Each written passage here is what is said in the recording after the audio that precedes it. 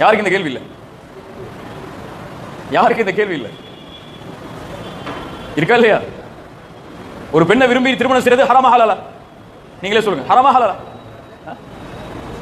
ஹராமா ஹலாலா? ஒரு பெண்ணை விரும்பி திருமணம் செய்யறது ஹராமா ஹலாலா? விரும்புறத நேசிக்கிறது மட்டும், பேசுறது பழகிறதெல்லாம் பேசல. நான் கல்லூரியுடைய வாழ்க்கைக்கு போன உடனே முதல்ல உள்ள வரது என்ன? அவருக்கு ஸ்கூல்ல ஏற்கனவே ஃபெயிலியர் ஆயிருப்பாரு. இரண்டாவது காதல். ஒரு பெண் மீது நேசம் உருவாகும், ஒரு பெண் மீது விருப்பம் உண்டாகும். இந்த பெண்ணின் வாழ்க்கைக்கு கிடைத்தால் நன்றாக இருக்கும் என்று ஒரு ஆண் விரும்புவார். அதுபோல் பெண்ணும் பெண் வெளிப்படுத்த மாட்டாள். பெண்ணா போய் யாருக்கும் முதல்ல சொல்ல மாட்டாங்க, ஆனா மனசுக்குள்ள வச்சிருப்பாங்க. அந்த ஆணாக வந்து சொல்லும் வரை அது பெண்ணுடைய இயல்பு, ஆணுடைய இயல்பு.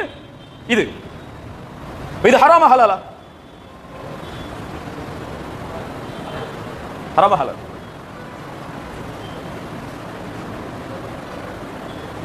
ஹராமா ஹலாலா?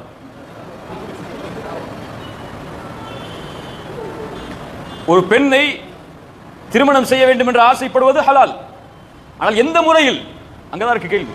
யார் மூலியமாக, யாரிடத்திலிருந்து அந்த பெண்ணை எடுத்து, யாரிடத்திலிருந்து அந்த பெண்ணை அப்ரோச் பண்ணி அந்த பெண்ணோட வாழ போறோம், அதான் ஹலால்.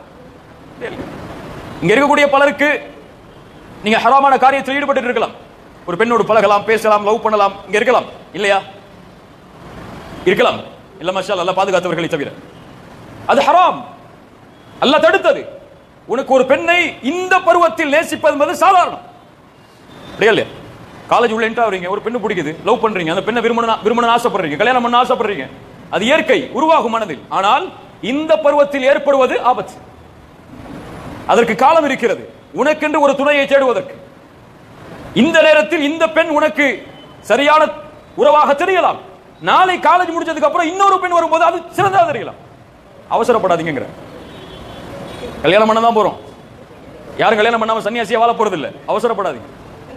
ஆரம்ப பருவத்தில், கல்லூரி பருவத்தில் வரக்கூடிய காதல் இன்னைக்கு என்ன ஆகுது? என்ன ஆகுது?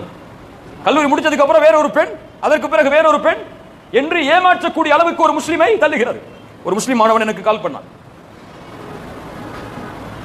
ஜி ஒரு சந்தேகம் எனக்கு, சொல்லுங்க சார் அப்படின்னு.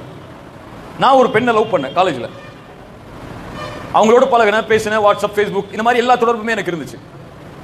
கல்லூரியுடைய பருவத்திலே ரொம்ப இணக்கமா ஈடுபட்டு ரெண்டு பேருக்கும் தவறான பழக்கமும் முடிஞ்சிருச்சு. இப்போ காலேஜ் முடிச்சுட்டு வெளியே வந்துட்டோம், கல்யாணம் பண்ண ஆசைப்படுறோம். அவங்க அப்பா அம்மா சம்மதிக்க மாட்டேங்கிறாங்க, எங்க அப்பா அம்மாவும் சம்மதிக்க மாட்டேங்கிறாங்க. அப்பா அம்மா சம்மதம் இல்லாமல் நாங்கள் ரெண்டு பேரும் சேர்ந்து வாழ்றதுக்கு விருப்பம் இல்லை, நாங்கள் ரெண்டு பேரும் பிரியறதுக்கு அனுமதி இருக்கான்னு கேட்குறாங்க. அப்பா அம்மா சம்மதத்தோட சேர்ந்து வாழ்றதுக்கு உனக்கு விருப்பம் இல்லை, அப்பா அம்மா சம்மதத்தோட அந்த பெண்ணை ஏமாத்துறதுக்கு விருப்பம் இருந்துச்சு உனக்கு. இப்போ இன்னைக்கு சர்வ சாதாரணம் இது. அப்படியே இல்ல, மனகஷனா ஃபலைசமின்னா ஒருவருடைய ஏமாற்றினால் அவன் என்னை சார்ந்தவன் அல்ல. அவசரத்தில் எடுக்கக்கூடிய முடிவு ஏமாற்றத்தில் கொண்டு போய் சேரும். அப்படி ஹராமான உறவை ஹலாலாக்க வேண்டும் என்று ஆசைப்பட்டால் அப்போதே திருமணம் செய். முடியுமா? மார்க்கம் அனுமதி அளிக்கிறது, அப்போதே திருமணம் செய். ஹராமை செய்து வாழ்வை தொலைக்காது. யாருக்கும் நீ பயப்பட வேண்டிய அவசியம் இல்லை, யாருடைய சம்மதத்தையும் கேட்க வேண்டிய அவசியம் இல்லை. உன் தரப்பில் அந்த பெண் அனுமதித்தால், அந்த பெண்ணுடைய பெற்றோர்கள் அனுமதித்தால், அந்த பெண்ணுடைய உறவினர்கள் அனுமதித்தால் ஹராமை நிறுத்தி ஹலாலை செய், தவறில்லை. ஆனால் ஹராமை செய்து கொண்டு பின்னால் ஹலாலாக்கலாம் என்று நினைத்தால் அங்கதான் பிரச்சனை வரும். நாங்க பழகுறோம், இது ஹராம் தான், ஆனா இது ஹலாலாக்கிடுவோம், அப்படி ஆக்க முடியாது. ஹராம் ஒருபோதும் ஹலாலாக மாறாது. ஹராம நிறுத்தணும்னா என்ன செய்யணும்? தௌபா செய்யணும். அது ஹலாலா மாற்ற முடியாது. அந்த ஹராம் தான். ஹலால செஞ்சு ஒரு பெண்ணை லவ் பண்றீங்க, விரும்புறீங்க, ஆசைப்படுறீங்க, வாட்ஸ்அப்ல பேசுறீங்க, ஃபேஸ்புக்ல பேசுறீங்க, அந்த பெண்ணையே திருமணம் செஞ்சுட்டீங்கன்னு வச்சுங்க, இந்த பாவம் எல்லாம் கழிஞ்சிருச்சா? கழியுமா? நான் சொல்ல ஒரு புரியுதா இல்லையா? இந்த பாவம் எல்லாம் கழிஞ்சிருச்சா? இது பாவம் தான், இது ஹராம் தான். இதற்கு தௌபா செய்தே ஆக வேண்டும். யாருக்கு தெரியும் அல்லாஹ்வுடைய விதி எப்படி இருக்கிறது என்று? ஒரு பெண்ணை பேசி பழகி அந்த பெண்ணோடு இருக்கிறேன், அல்லாஹ் ரப்புல் ஆலமீன் நாடவில்லை, எவ்வளவோ முட்டுகிறேன், மோதுகிறேன், அந்த பெண் கிடைக்கவில்லை, என்ன ஆகும்? ஒரு பெண்ணுடைய வாழ்க்கை வீணாகும், என் வாழ்க்கை வீணாகும். ஆகுமாகாதா? ஆகுமாகாதா? இன்னைக்கு சர்வ சாதாரணம் அதல்ல.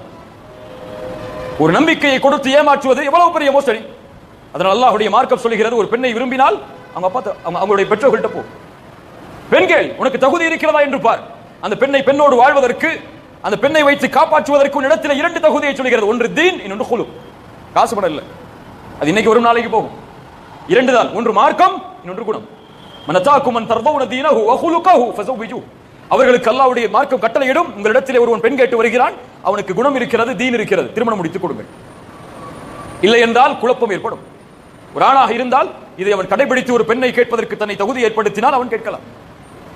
ஒரு ஆணை வழிகெடுப்பது கல்லூரியுடைய வாழ்க்கையில் முதலாவது, நட்புக்கு பிறகு இந்த இரண்டையும் பாதுகாத்தவன் வெற்றி பெறுவான். இந்த இரண்டிலும் தோற்றவன் தோல்வி அடைவான்.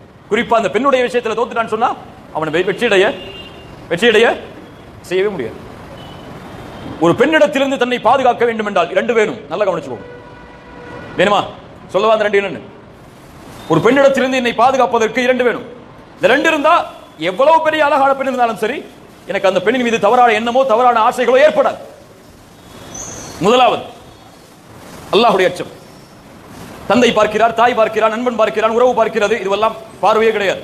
யாருடைய பார்வையிலிருந்து எதையும் மறைக்க முடியாது. அல்லாஹ்வுடைய பார்வையிலிருந்து அவன் பார்க்கிறான். இந்த